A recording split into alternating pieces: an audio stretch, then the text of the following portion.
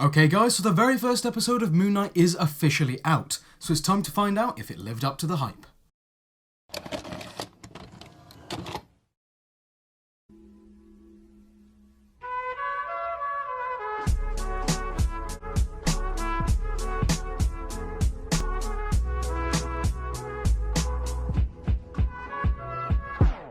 Cleverly titled The Goldfish Problem, a nod to our protagonist Stephen Grant's memory being similar to that of a goldfish, and also his pet goldfish in the show that sparks the fire of the narrative, this episode was definitely more of a Stephen Grant-centric episode that threw us in at the deep end, but in a more comfortable way than I think I was expecting. Yes, I'm excited to see more of the actual character of Moon Knight, but it was definitely a nice surprise how good it actually was, considering how little of Moon Knight we got to see in this episode. I kinda love that it's from the point of view of Stephen instead of Mark. There's something about Mark Spector being Moon Knight and the show following Stephen Grant instead, which is kinda cool. On paper it seems like an odd perspective for the show to take, almost as if we're following a side character instead of the main protagonist and title character, which is a very left field approach, but it's oddly quite nice as we get to learn more about what's going on along with Stephen.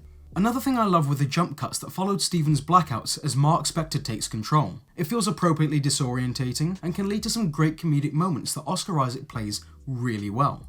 To be honest, it's kinda cool not seeing the action. Quite refreshing, even. And just seeing the aftermath really makes you wonder what this Mark Spector character is really like, as for most viewers he would be a very unknown factor of the show at this point. Which, by the way, if you'd like to learn more about Mark Spector, we just uploaded a Moon Knight Explained video, so make sure to check that out. It's also really interesting exploring the different avatars of the deities, with him and Arthur both being avatars for different gods, both Khonshu and Ammit, of which Arthur does actually mention at one point how Ammit was cast out by some of her fellow gods, so perhaps there's some ancient bad blood between Ammit and the moon god that will play even further into Mark and Arthur's rivalry.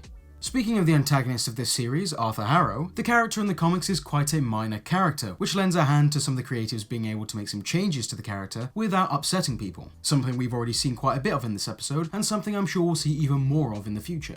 Actor Ethan Hawke said that he modelled this version of the character off the Dalai Lama, David Koresh, and Carl Jung, so the idea of this charismatic, meditative cult leader who seems to be making waves around certain parts of Europe at the very least.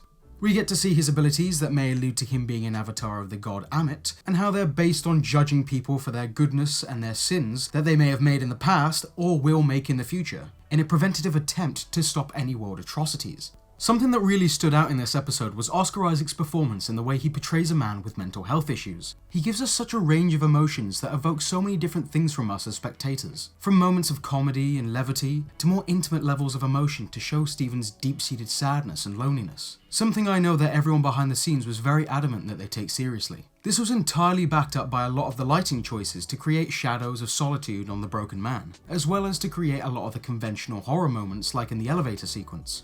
This first episode really takes a step away from the routine MCU formula we've been seeing a lot of in the last few years of content. It feels very standalone in this vast universe that's been so meticulously crafted. And now, with the director confirming there are no plans for a second season, it's a little disappointing to think that his future adventures could just be limited to team-up films. There's also a lot less, I guess you could call it, childish humour than the other shows, so that they could really take the show's important messages seriously and not tread on them for comedic appeal. This of course doesn't mean to say it doesn't have its comedic moments. One particular moment portrays the sad, out-of-control Stephen Grant held helplessly against his own will, similar to Eddie Brock in the first Venom movie, being controlled by another being for their own gain. In the very same scene, we get another moment that scarily reminds me of Venom, with the judgmental, mostly disembodied voice of Khonshu having a go at our protagonist. The cinematography in this episode was absolutely stunning, and there were so many shots that I genuinely really loved. The overall framing was done so beautifully, and in particular there were a lot of shots that tried to confuse the audience through a clever use of mirrors, a puddle, and glass, which was used to convey the different personas of Moon Knight. We see this in full effect in the episode's final scene, when Mark and Stephen converse in the bathroom, when fighting the Sphinx set on them by Arthur Harrow. Now, I've seen a lot of people mention some of the half-baked CGI in this episode, mainly in the scene taking place in the Alps. Personally, I didn't think it looked too bad, but I must say some of the shots were lacking on a couple of levels. But that seems to be the standard now, with studios not giving outsourced digital effects companies enough time to finish their work to the best ability.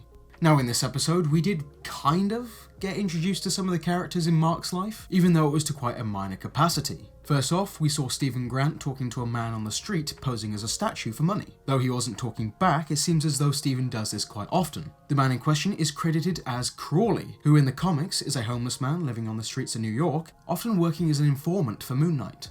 We also get a glimpse at some of Stephen's original personality, Mark Spector's contacts. One that comic fans might notice is Jean-Paul Duchamp, a French fellow mercenary who befriended Mark Spector while operating in North Africa. Another character of note in the phone contacts is Layla El Fowley, an archaeologist and friend of Spector. Though she's not a character from Marvel Comics, she seems to be a potential reworking of the 616 Mark's lover, Marlene Orun, who was also an archaeologist. The episode ended as Moon Knight finally appeared on screen, as we finally see the episode from the perspective of Mark Spector, which is weirdly different from the comics because Mark and Moon Knight are not the same persona, but it seems to be streamlined to have them be one with each other in this show. It was such a gripping ending, and honestly I thought the episode could have gone on for much longer and made a nice little movie for itself. So there we have it, our episode 1 breakdown of Moon Knight is officially wrapping up. Now this is a video I've been very excited to make for a very long time, and I'm so glad that the episode was as good as it was. This episode alone felt like it was a movie, as I said, about an hour and a half longer, and it could have wrapped up the whole story in a very satisfying way and made for a nice movie, but it still works really well as a series. One of my favourite parts of this episode was some of the intricate foreshadowing that I think some people will have missed. When Stephen is listening to the recordings to help him stay awake, it says, "Imagine being in the story you're reading. Is there an exciting chapter you'd like to be a part of?" Now during this, the camera zoomed in on the book he's reading, which is about the Ennead, a group of 9 deities in Egyptian mythology that they mentioned earlier in the museum. Now I love me some nice foreshadowing like this because whilst it's not obvious at first, you later realise that it was much bigger than you initially expected.